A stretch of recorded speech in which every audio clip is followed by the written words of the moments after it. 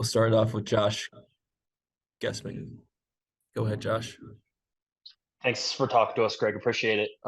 Just wanted your overall thoughts on the game and especially how that second half sort of started for you. You finally got all three DPs on the field at the same time, and then you got a red card in there that really sort of changed things. Yeah, I have essentially two statements because I said a lot to the group coming into this, and they heard it, and it was a good discussion. The second part is to our fans who show up and fight for us every single game, and they won't see that again.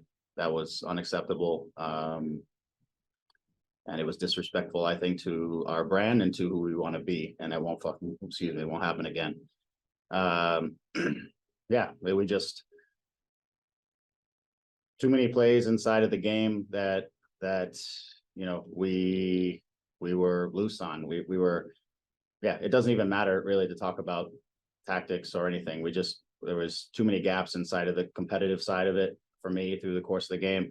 There was some emotion involved when the penalty gets called and then it gets overturned again. That was an emotional blow for this group that's had three penalties that could have gone their way previously, and then this is the fourth game where you think you got something and then you don't get something, and that's an emotional punch in the gut, but you got to bounce back from it, and we had to fight through it. And today our emotions got the best of us, and it can't happen. I mean, we got to get out there and fight every minute. That's what we do when we play for this club and what we stand for. And for our fans who fight for us, we fight for them, and that's the way it's supposed to be.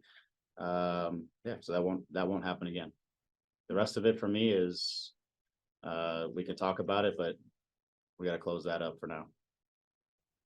Greg, what does it say to you that you have two veteran players, Costa and Martin, who basically self-inflicted red cards in this game, and they won't be available now for your next game against a rival? Yeah, it's unacceptable. They know it's unacceptable. They apologize to the group, but it's not acceptable. Yeah, so it can't happen.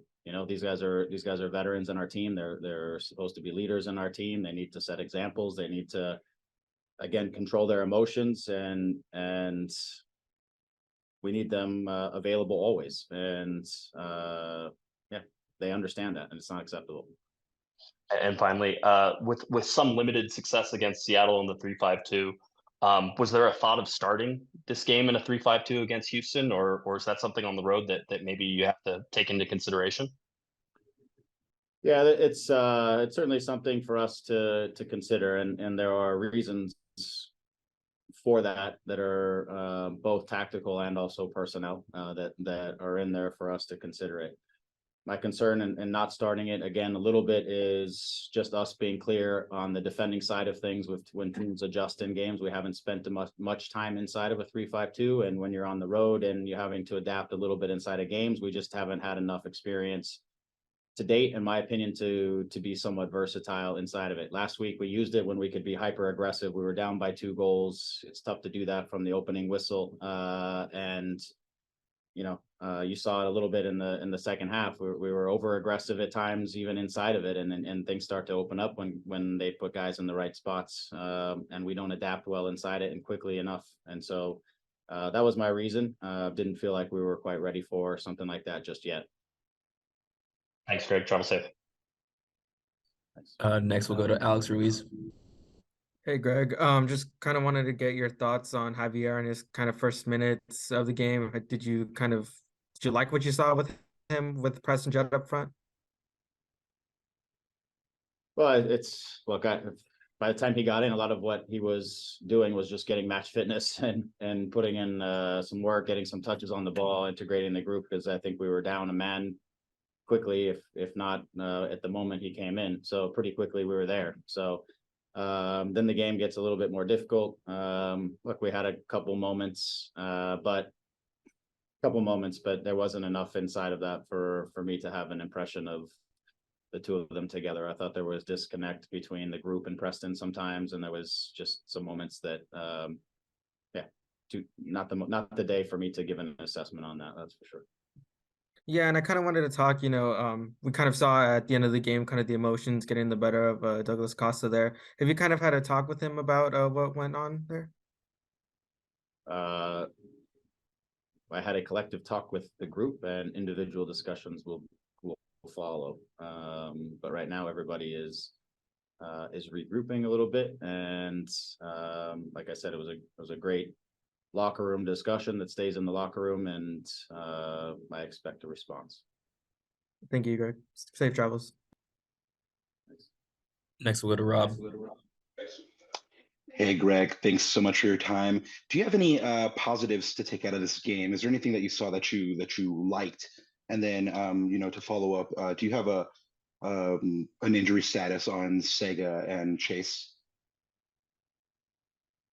The takeaways and things that I like are when we're disciplined, when we're in the spots that we want to be, and not roaming around into other spots and creating sort of these rotations that we don't want, then I think we're very good. When we're disciplined and we get the right people in the right spots to make a difference in the game, I thought we had those few moments inside of that where it really shows up. It's crystal clear. But there's too many moments where there's a lack of discipline or impatience, and again, we start moving into other people's spaces, which then gets other people moving out of spaces, and then we end up disorganizing ourselves, which then we lose the ball, and then the counterattack is on. And that was happening a fair amount during the first half, which just, again, the energy spent in recovery is too high when things like that happen, and it becomes problematic, both physically and also emotionally, because you get it's unnecessary. So discipline inside of our structure is important. Discipline inside of the game, which we saw with 2 red cards, is important. So those things need to they don't need to, they will change, and guys are very clear of that. So we haven't been doing that the last couple of games, and today we got back into what I saw earlier in the season, which is again is like an impatience to want to get on the ball, to try to impact game at the wrong moments, and then we're not where we should be when we should be there, and then that leaves gaps inside of our game. And then, do you have a status update on Sega and?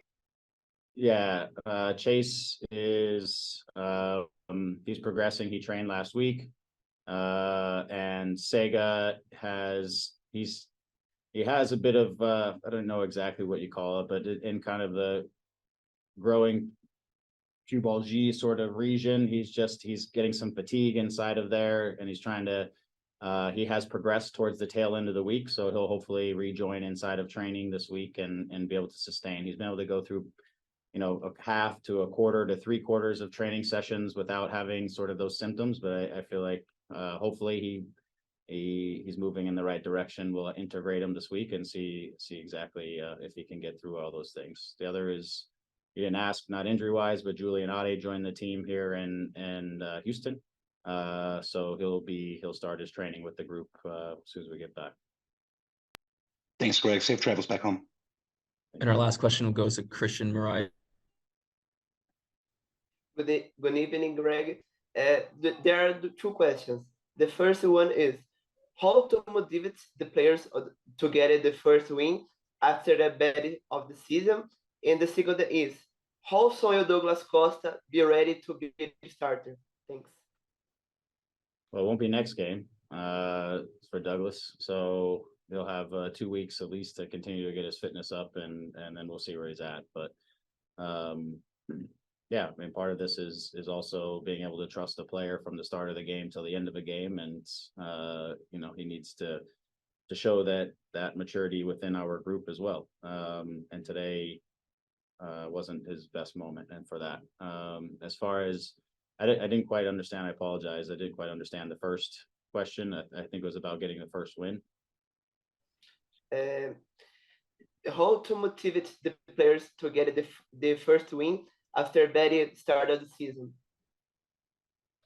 Yeah, again, I think I think the motivation is there. We got to come out and it's on the training field. We got to work harder on the training field. We got to compete better on the training field. We got to prepare ourselves during the course of the week so that we close the gaps that are appearing off and on inside of these games. And And then we got to step out and execute. And yeah, there's no other shortcuts to getting results in this league. You don't get to show up on Saturday and say you're a talented team and win games in MLS. Every game is hard. Every game is a challenge.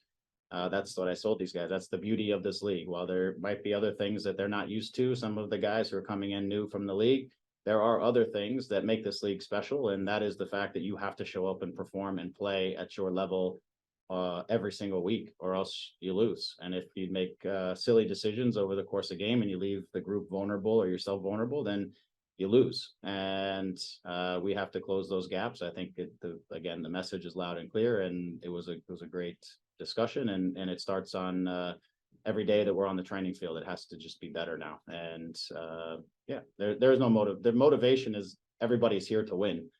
You know, everybody is here at the LA Galaxy to win. And so, and these guys are all competitors. So the motivation is there. There's some frustration for sure inside of some of the calls that we get and don't get. And there's some frustration inside of, you know, balls that we lose or chances that we miss inside of that. But again, the way you get out of it is you work out of it, and you compete out of it. And that's what you can do every single week, no matter what, no matter how smooth things are going, you can do that every single week. Thanks for your Greg. time, Greg. Yeah, thanks.